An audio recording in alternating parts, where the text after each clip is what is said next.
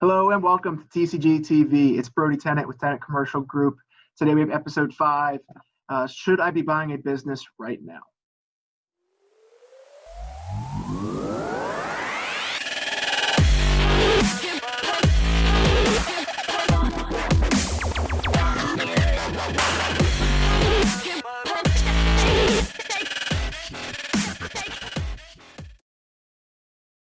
Alrighty, so we got Don Barrick here with BAF Group. Don, tell us a little bit about yourself, what you guys do. Just tell us who you are. We are business brokerages. We work with a variety of different businesses, not only in Maryland, but literally around the country, but predominantly in the Maryland, Washington, Northern Virginia area. That is to say that we work with individuals and corporations in the process of buying and selling businesses just the way you do with real estate. Cool. We've been in operation for a little over 20 years and are centered right now in Columbia. Cool. Is there a specific niche you specialize in, Don, or you do a little bit all business brokering? We do a lot of different things. Frankly, we've got a couple of people that specialize in different things. So we've got one guy that deals with automotive. We got another guy that deals with restaurant and bars. I generally I play the field. I go wherever the opportunity is. Anything from liquor stores on up to gas stations. At one time, I did more gas station brokerage than anybody else in the state of Maryland. But things have cycles, and so it makes it difficult to specialize too much in a confined area. So we've taken, again, more of an opportunistic kind of approach, and we'll deal with anything that we feel competent in representing. Yeah, and gas stations right now I'm sure it's a wild business now compared to what it was 6 months ago. It's not my idea of a good thing to invest in unless you also own the property. Then it can be very lucrative, but that's about the only way you as an operator can make much money. Yeah. So for some people that don't know, I mean, we obviously deal with strictly real estate transactions. We've referred stuff to Don before on the business side, but some people don't understand the difference between how a commercial transaction may work versus a business broker's transaction. You mind giving a little bit of background about the difference between a transaction business brokerage? The real difference is that when you're doing real estate, you're selling a tangible. And when we're dealing with things, we're dealing a very intangible, conceptual kind of a thing in many respects. What we're selling is goodwill. Yeah. And you measure goodwill by history of earnings and profitability for the company. One of the big things that a buyer is going to want to take a look at is how well can that goodwill be conveyed. When you've got a building, you're pretty well certain that it's going to convey fairly well from one buyer or from one seller to another person. With a great example is if a guy has a business where his name is the Don Barrick Corporation and he is the president, he's also the premier salesman, and he is the HR guy and so on and so forth. How are you going to pass that on to somebody else? If Don Barrick leaves, what's going to be remaining? So these are the types of things that we work with people on over a long-term basis in some circumstances to get the seller in a position so he can convey these kinds of things on to the next buyer safely. Yeah, there's a much different underwriting process too between a commercial transaction versus a business transaction because it's not as stabilized as a real estate where you're maybe locked in with a lease for 10 years with a commercial property. There's a lot of influxes, good and bad, with business brokering. That's, I'm sure, just on different underwriting process as well. Absolutely. Again, it's more of a conceptual sale, and the buyer has to be very comfortable with it, because there's a lot of things that are not necessarily in black and white on a business sale. Again, you can look at a building, you can bang on the door, you can stamp on the floor, but you know, that's somebody else's door, that's somebody else's floor in a business situation in many cases. So you're dealing with what is encased inside that building rather than the building itself. Yeah. So how's COVID impacted your world, your market? It's been yeah. I used to do a lot of business with forecasting trends, and the trends are out the window at this point. A lot of businesses are not doing well. There are a lot of people that are afraid to sell. They came to me in January and said they wanted to sell, they wanted to retire, and now they're thinking, well, if I do that, what do I do with my money? Well, look at what the stock market's doing. Do I buy another business? I know this business I'm in. Do I really want to get into another business that I don't know so well? So it has put a crimp in probably the sales side of it, but we've got a lot of buyers on the other hand. So if we find a property or a business that is a quality business to sell, they usually don't last long on the market. There's a lot of buyers right now. Yep. And that leads me to a question. Is now a good time to buy a business right now? It depends on a lot of circumstances. The first of which is what kind of business is it?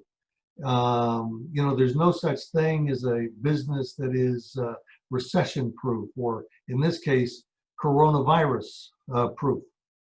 Every business is affected by this.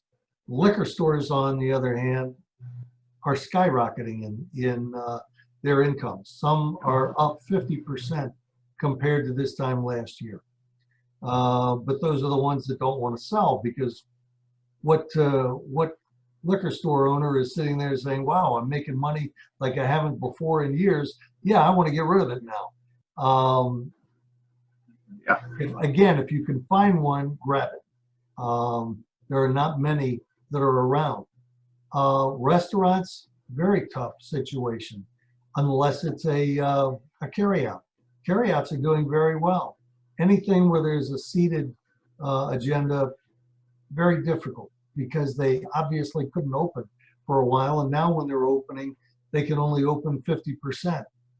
So the people that are going to buy are going to be the type of people that really know the business, understand the nuances of the business, and more importantly, have deep pockets, because you can't go into this kind of a market undercapitalized. Cash is king right now. Cash is absolutely king in every facet of any sort of business venture. Yeah. Being undercapitalized is probably the biggest reason for business failures at any time ever. Now it's even more critical.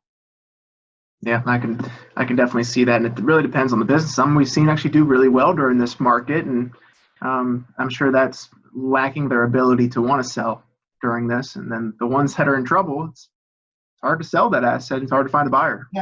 Exactly. And there are ways to do that. There's no question there's a way to do it, but you as a business owner are not necessarily going to get top dollar.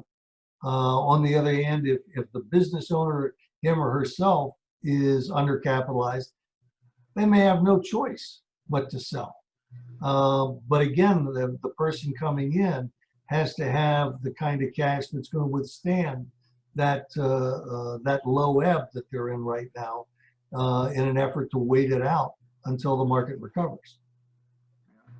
Have you seen a shift in any sort of realm of business, or kind of an uptick in certain demand, or kind of any sort of market trends have been shifting during this time? Again, the trends are all out the window. There has not been a lot of interest in any particular business, because people are saying, I got money in my pocket, I want to buy a business, but I'm not sure what is a good buy right now. So there are, I would say, a lot of buyers out there, but they're very confused. And they are being tenuous. When they see a good buy, they'll grab it. The good ones go fast. But there are a lot of people that are just generally confused, frankly, as we all are. Who knows what the next chapter is going to be in this scenario? Yeah. So you would say maybe a safe play would be something that could be somewhat COVID proof, something that you wouldn't have to rely on heavy assembly to survive. Yeah. Anything that's light manufacturing would be good. Anything that is, again, liquor store oriented, carry out restaurant is good. Distribution can be good. It's not going to be great necessarily. I mean, the wine distributors are dying out there because they're not able to distribute in any great volume to the restaurants they used to serve. I've seen actually a good amount of service-based businesses do pretty well during this, because there's still people need to be serviced, whether it's cutting people's lawns or whether it's fixing your roof, things like this. Just I feel like those businesses are always going to be needed. Those are the type of people that are doing very well. But keep in mind, you just said it. It's service oriented toward inanimate objects. It's not service to people. The barbers, the salon operators, the nail salons, the acupuncturists, they're not doing well at all. But the people that are fixing their homes up, those are doing very well. For one thing, because people are sitting in their homes for the last 12 weeks saying, did you notice that we got a leak in the roof? Yep. Or suddenly the air conditioner, the weather gets warm and you're sitting there sweating bullets saying, gee, I didn't know our air conditioning wasn't working as well as it could. So there's a lot of that fine tuning going on without question. Yeah. Yeah, I can definitely see that. Do you have any advice for some of the entrepreneurs out there that are buying or selling businesses? What would you advise them right now? Patience is the big thing. Patience is the big thing. Get involved with a broker so that they can take a look at the overall environment. But I would say don't jump at anything. You really need to study everything exceedingly carefully, and that's where a good broker can help you. And sure, doing the same in our world is doing more due diligence during these times and really get an understanding of the business and how they operate and their potential downfalls. Absolutely critical to do that due diligence 3 and 4 times, not just give it a quick pass. Some of these guys that, well, for an example, when I was doing the gas stations, the guys would walk in and say, how many gallons are you doing? How much is your convenience store doing? Fine. And they'll give you an offer right there. They don't want to see Z reports out of the cash register. They don't want to see tax returns. They just will give you a price right then and there. Nobody's doing that anymore. I don't care how practiced they are and how professional they are. They're going to study those things to death before they make an offer. As they should. Yep. Cool. So, Don, do you have anything else to add to this? No, I would just say that, again, it is a good time to take a look at the market. It's a very good time to take a look at the market. It's a good time to take a look at selling your business, because if you have a viable business, it is not a bad time because people are looking for stability. There are buyers out there. Yeah. So let's talk about it. And we do a lot of talking with buyers and sellers alike, just trying to figure out what they want and educating them to the market before they even go out and make an earnest stab at trying to do something one way or the other. Yeah, so I'm sure Don will be happy to even have conversations. It's always good to have a conversation, be intelligent, be understanding of your market. So if you do have any questions about your business or looking to potentially buy a business, I'm sure Don will be happy to answer any of those questions. Absolutely. And it's always good to see you, Brody. Good to see you. It looks like you're enjoying a beautiful scenery out there. Yeah, it's a wish list. That's my bucket list back there. There you go. Well, it's beautiful. All right. Well, Don, if you want to give them a way to contact you, email or phone number, what's the best way to contact you? Easiest way is because my email is forever long. Best way to get to me is 410-715-0700. That is my office number, and when I'm not in, it goes right to my mobile phone. So 410-715-0700. I appreciate it. Right, no problem. We'll put your extremely long email in the comment below. So if you want to reach him via email as well, we'll leave that below. But Good deal. thank you for coming on, Don. That was some insightful stuff, and hopefully we kind of get through the end of this and we see some greener grass. Great, Brody. Thank you very much. All right, have a good day. You too. All right, everybody, thank you for watching. If you have any questions, again, comment or email, call Don Barrick. He'll be happy to help you out with some of those business questions. Again, everybody, for watching, don't forget to like, comment with any thing you want to cover us next week, and we'll talk to you soon. See ya.